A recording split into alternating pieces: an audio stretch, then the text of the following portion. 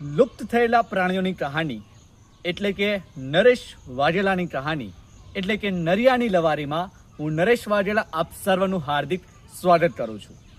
મિત્રો, લોકોના જીવનમાં ભિન્ન ભિન્ન પ્રકારની સમસ્યાઓ હોય છે, જેવી કે આર્થિક સમસ્યા, પારિવારિક સમસ્યા, શૈક્ષણિક સમસ્યા. પરંતુ નરેશ વાઘેલાના જીવનમાં કંઈ અલગ જ પ્રકારની સમસ્યા હોય છે. મારા જીવનની સૌથી કઠોર સમસ્યા એ છે કે મારી અંદર એક ઈમાનદારી નામની ઘરોળી છે, અને આ ઘરોળી ક્યાંથી આવી છે એની શોધમાં આજે હું આ જંગલમાં આવ્યો છું. તો આપણે આવી ગયા છીએ સરસ મજાના જંગલમાં. આ જંગલની અંદર હું કમસે કમ 30 મિનિટથી શોધી રહ્યો છું કે આ ઘરોળી એક્ઝેક્ટ છે ક્યાં. મેં આ ઝાડ ઉપર જોયું છે, આ ઝાડ ઉપર આ ઘરોળી નથી. મેં આ ઝાડ ઉપર જોયું છે, આ ઝાડ ઉપર પણ ઘરોળી નથી. આ ઘરોળી મારી અંદર આવી તો આવી ક્યાંથી? આ મારો એક મોટામાં મોટો પ્રશ્ન છે. હવે આ ઘરોળી આવી ક્યાંથી એના ઉપર હું થોડો વિચાર કરું છું ને મારા પાસ્ટમાં જાઉં છું. ઘરોળીનો વિચાર કરતા કરતા હું મારા પાસ્ટમાં જઈ પહોંચ્યો, અને મારું પાસ્ટ એટલે મારી હોસ્ટેલ લાઈફ, એટલે હું મારી હોસ્ટેલમાં જઈ પહોંચ્યો. મિત્રો, હોસ્ટેલની અંદર મારી સાથે એક એવી ઘટના બની હતી જેને મારા જીવનની અંદર આ ઈમાનદારી નામની ઘરોળી લાવી છે. આ ઘટના શું હતી એ તમારી સાથે શેર કરું. એક દિવસ મધ્યરાત્રિએ હું મારા ફ્યુચરની ચિંતામાં બેઠો છું, અને આ ફ્યુચર કેવું રહેશે, કેવું રિઝલ્ટ મારું બનશે એ વિચારમાં હું ખોવાયેલો છું. ત્યાં અચાનક ઉપરથી એક ઘરોળી એક્ઝેક્ટ મારી સામે પડે છે. ઘરોળી મને જોવે છે, હું ઘરોળીને જોઉં છું. ઘરોળી મને જોવે છે, હું ઘરોળીને જોઉં છું. દુનિયાની કોઈ એવી ગર્લ નથી જેને મને એ રીતે જોઈ હોય જે રીતે મને ઘરોળી જોવે છે. નજર સે નજર મિલ ગઈ, અબ સિર્ફ જતાના બાકી. એ દિવસે જો હોસ્ટેલના ગાર્ડનની અંદર ગુલાબી કલરનું ફૂલ હોત તો આજે તમારા બધાની ભાભી ઘરોળી હોત, પરંતુ એવું નથી. આ ઘરોળી મારી અંદર આવી ગઈ છે. શું હતી આ ઘટના?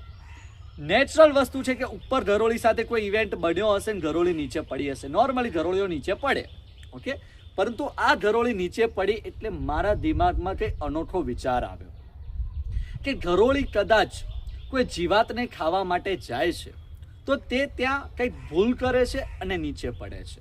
ઠીક છે, નીચે પડી. ત્યારબાદ ઘરોળીનો મારી સાથે મિલાપ થાય છે. ઠીક છે, મિલાપ થઈ ગયો. ત્યારબાદ ઘરોળી પાછી દિવાલ પર જાય છે.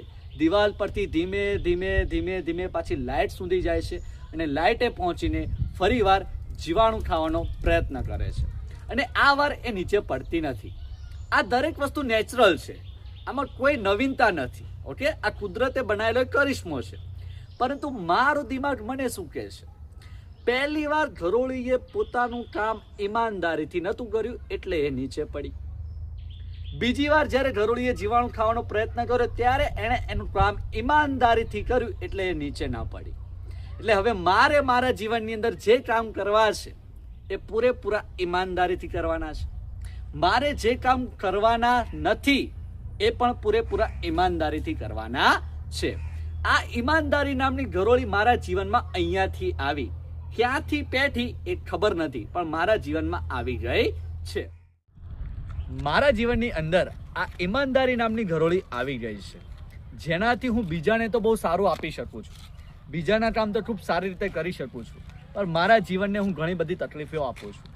મિત્રો, જો તમારા જીવનમાં આ ઈમાનદારી નામની ઘરોળી આવવા પ્રયત્ન કરતી હોય તો એને આવવા દેજો, પણ લિમિટેડ રાખજો. ઓકે, જેનાથી તમારા જીવનને તકલીફ ના પડે. જેમ મારું જીવન અત્યારે ચાલે છે એમાં હું બીજાને તો બહુ સારું આપવા ટ્રાય કરું છું, પરંતુ મારું ખુદનું જીવન છે એને થોડું ઘણું ડિસ્ટર્બ કરી દઉં છું. તો આ ઈમાનદારી નામની ઘરોળી જ્યાંથી પણ આવે છે અને જ્યાંથી પણ બેસે છે, મારામાં તો આવી ગઈ છે.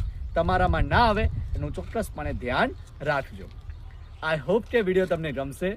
પ્લીઝ વિડીયોને લાઇક કરજો, શેર કરજો. આ વિડીયો પાછળ ખૂબ જ મહેનત કરી છે. વિડીયોને જોજો, ગમે તો પ્લીઝ કોમેન્ટ કરજો. Thank you very much.